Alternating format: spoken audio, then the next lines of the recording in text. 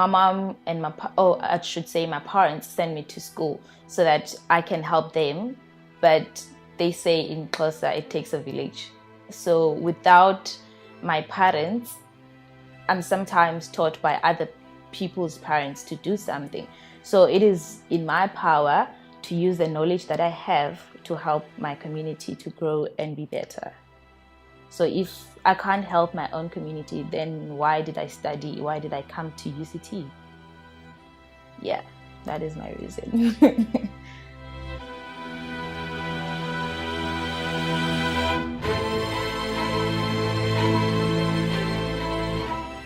One of my most, how can you say, like memorable memories of my father is walking me to school, and I'm 5 years old and he's talking to me about the ANC. And he also used to work very much in the ANC. So when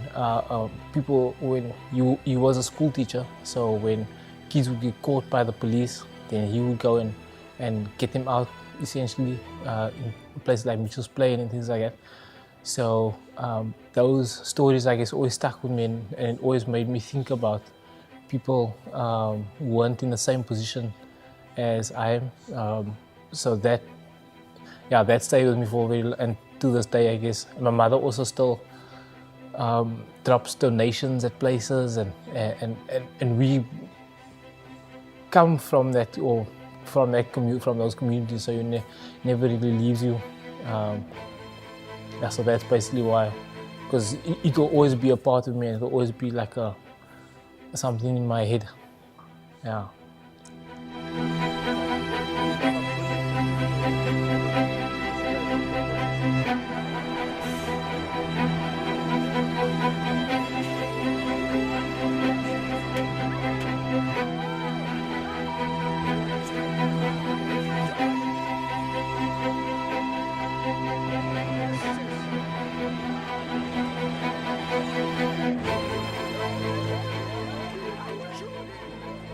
If people are complaining about houses and our constitution is saying we have a right to have access to adequate houses, that thing's supposed to be done. We don't have to complain about it.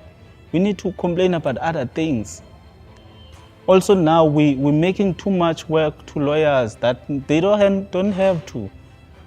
If people are complaining about education, this thing we need to question ourselves. Who's supposed to provide education? If it's government supposed to provide education, it's a simple thing. If people are complaining about the free education, these are things that this should be provided. Is the policy saying that we're supposed to have free education? Is the constitution saying so? Who's supposed to pay for it? If it's government, must pay. If it's a private sector, must pay it. It's a simple thing. Why are we making things difficult? If it's a constitutional thing, why?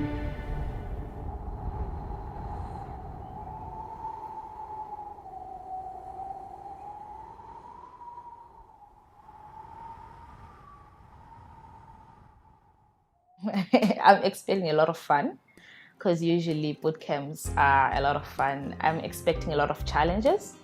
I know that I'm going to be challenged and I'm expecting that. And also a lot of learning. Yeah, like I want to learn, and I expect that we're going to be learning a lot about how to work with people. So yeah. To find like-minded people, I guess, that will go with you on that journey. Because I'm quite a driver in myself, so I like to drive. But I've never really met a lot of people who as well drive things. But I guess that's where I met Yonela. Is at a place where it brought together people who had the same mind as you. And they were also drivers in themselves. So I guess I also want to meet more people who drive social development and drive progress here. Instead of just trying to find them, it's nice to go into just the places like this and just meet people that have the same purpose, I guess.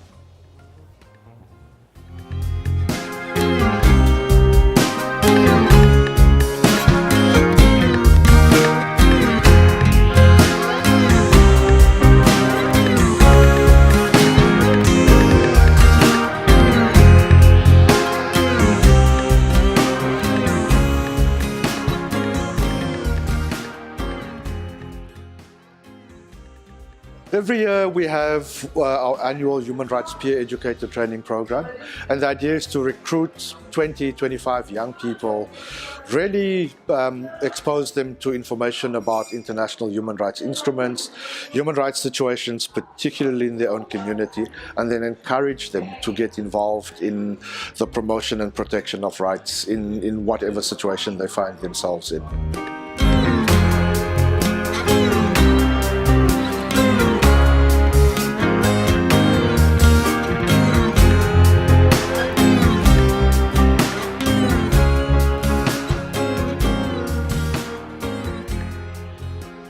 Okay, so today we had activities around human rights. We learned about what are human rights, what are the categories under human rights.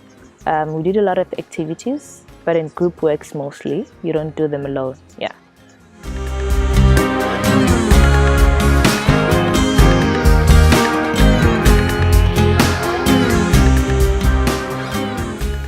Yeah, definitely. I do think it's important because then it you know, when you start a fire, then it starts burning, and then, you know, I think that's it's the thing that will drive us to be more involved and to help our communities more. Because then, if, let me say I'm just there back in Namibia, then I'll think, but you know, we are Africa, but then Africans, but then we don't really work together. But then with such an initiative where different people from different African countries come together, then it gives you that drive that, no, I was, you know, at this exchange program, this is what I've learned, let me take it back to my community. And it gives you a sort of motivation for you to keep doing what you do, because, you know, back in South Africa or back in Cameroon or DRC or Zambia, people are also doing the same. So you should be doing the same for your own country as well.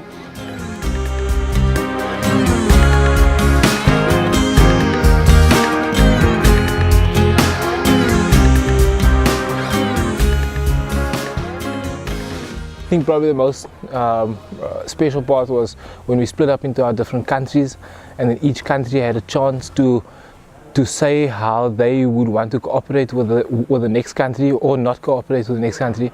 It makes you understand how different people's opinions are and what it actually might be like in an organization like the UN, and how difficult those decisions are to be made. When you have people with so many different points of view, even though you might think that yours is the right one, 10 minutes down the line, someone else might come with a completely different point of view that makes you think that you are actually wrong. So that was that'll stay with me, that you should listen to other people very acutely and try to understand their point of view and where they come from before you decide that your way of thinking is the correct way. Yeah, that is probably the one thing that stands out for me.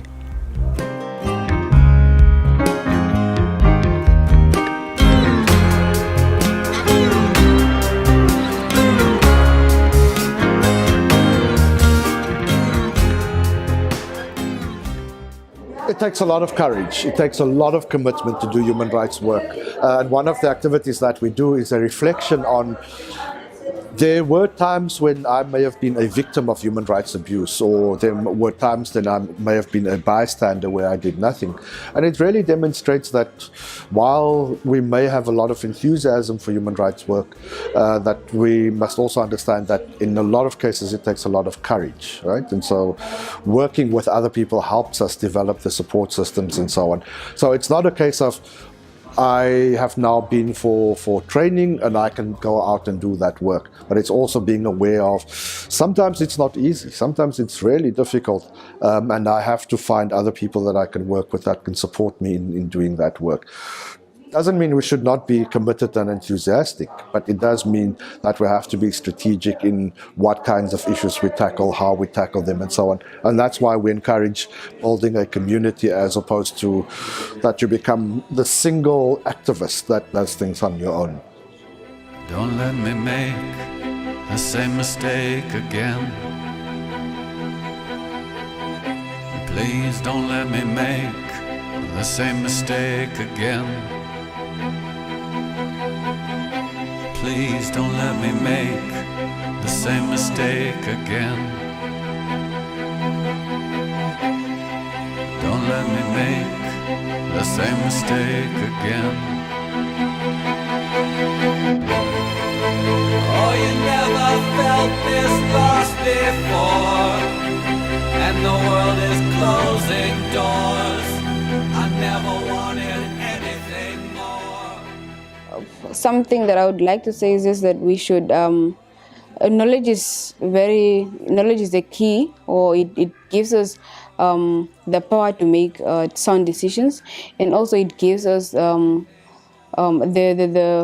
will to come up with new things. And also I think it's very important that we continue doing good things for our communities, because then, let me give you an example. In terms of the informal settlements or just the marginalized communities, I mean, if we, the educated people or the people with the knowledge, don't help them, then who will help them?